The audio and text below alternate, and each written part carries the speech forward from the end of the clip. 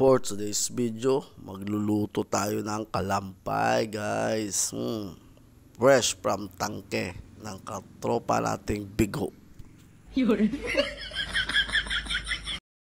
Pasintabi pala sa mga kumakain. Nakikita kasi yung abs ko eh. Dati 6 yan eh. Ngayon eh, 1 na lang. What?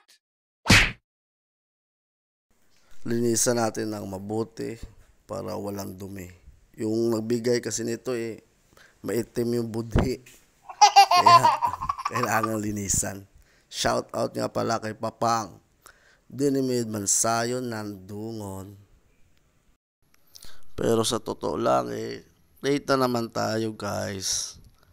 As usual, lagi naman. What? So, linisan natin ng mabuti.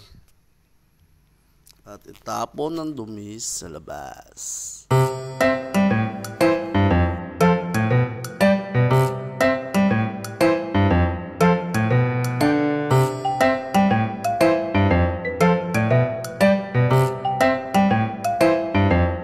At dito muna magtatapos ang video guys. Lulutuin na natin to pagkatapos maghugas. Kaya bye-bye muna.